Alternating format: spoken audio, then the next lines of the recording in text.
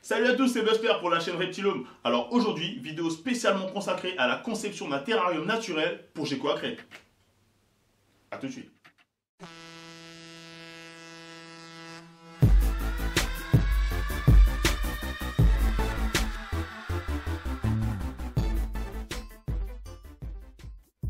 Du coup, j'ai commencé par prendre un terrarium 45 par 45 par 60 de la marque Exoterra, de la mousse expansive, un pot de résine étanche, du bambou, de la tourbe, des billes d'argile, du vernis cuisine et salle de bain, un bouchon, du film plastique, noix de coco et de l'écorce de liège.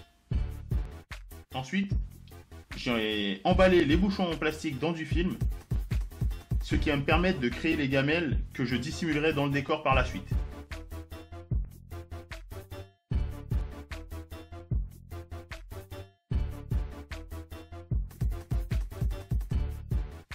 Tout d'abord, commençons par appliquer la mousse expansive tout en y intégrant les morceaux d'écorce de liège. 20 minutes après la pose, la surface sera sèche et à ce moment-là, il est possible de la modeler et de lui donner des formes un peu plus naturelles.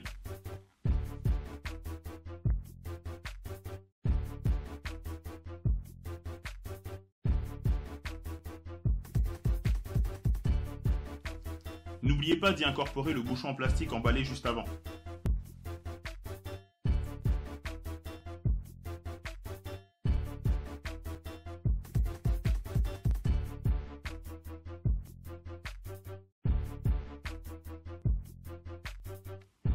Ensuite, j'applique ma résine étanche.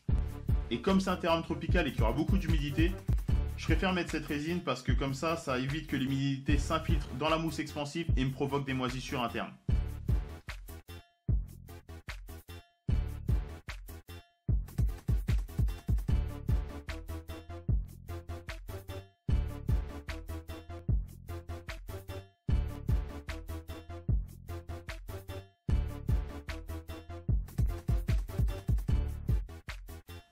Après avoir mis plusieurs couches de vernis cuisine et salle de bain, je finis par mettre une dernière couche, celle qui va servir à fixer ma tourbe sur mon décor.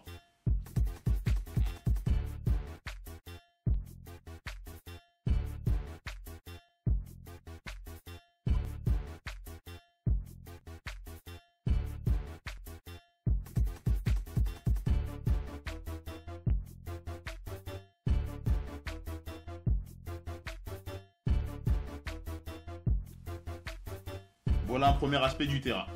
Et comme vous pouvez le voir, la gamelle amovible s'intègre parfaitement dans le décor du terrarium. Passons au sol. J'ai réparti des billes d'argile sur tout le fond du terrain, sur une hauteur d'environ 3 à 4 cm.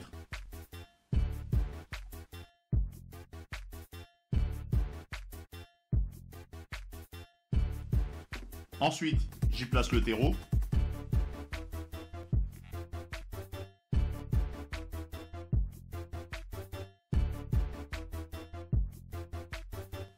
Et je finis par une couche de tourbe.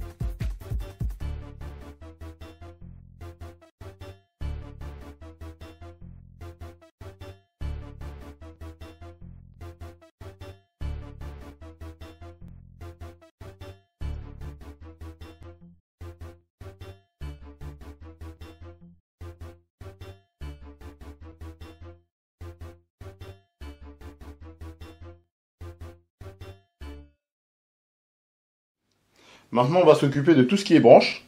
On va fixer des morceaux de bambou à des hauteurs différentes, histoire qu'ils puissent se balader un peu partout dans le terrarium.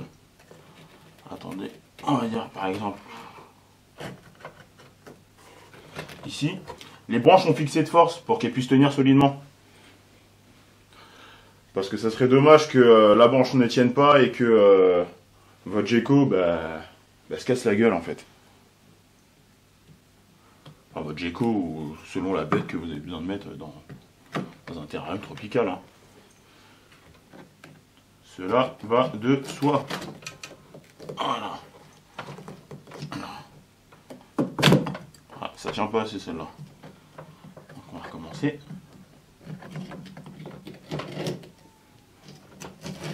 Bon, après, un gecko n'a pas autant de force pour pouvoir, voilà, pour pouvoir dégager la branche. Puis la troisième, j'essaie de la mettre un peu plus bas. Voilà. Voilà, on va la planter directement au sol.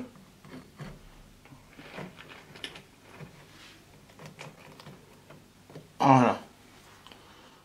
Ensuite, on va passer aux plantes. Là-dessus, j'ai une petite astuce, c'est que moi j'achète des noix de coco, mais des vraies noix de coco, donc la noix de coco verte.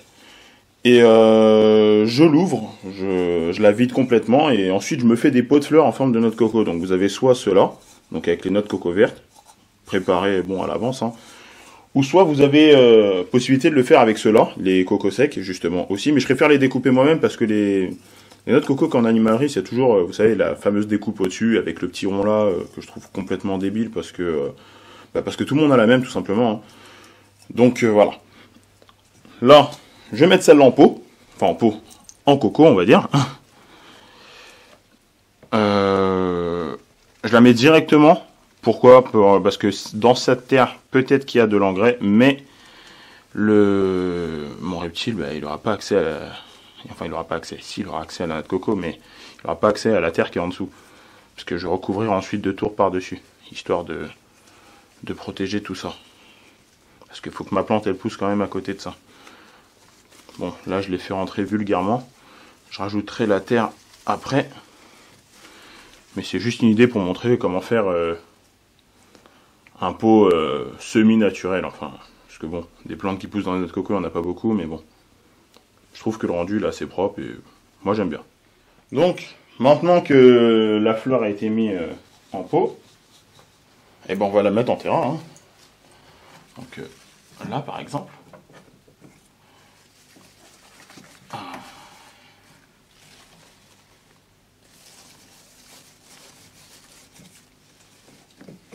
Je trouve que le rendu il est plutôt cool. Et puis comme ça permettra aussi au gecko de se cacher autre part que dans la cachette que je lui ai prévue. Donc la cachette que je lui ai prévue, c'est la deuxième noix de coco que vous pouvez utiliser en pot de fleurs. Que je mettrai...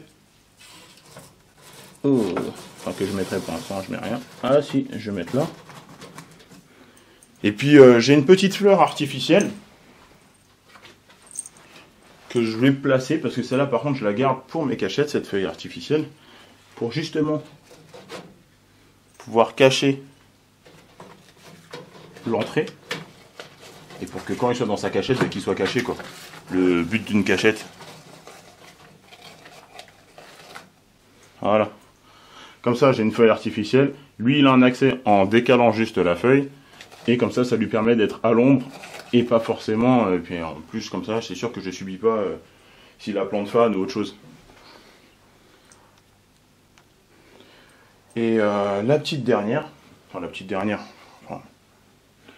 si ça sera la petite dernière, je vais la placer plutôt vers là. Donc là je vais un peu décaler mon terreau et ma tourbe. Voilà.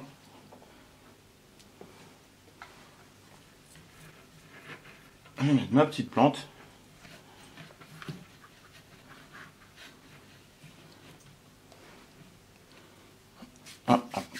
J'ai l'impression que je suis un poil trop haut. Donc, on va légèrement baisser la caméra.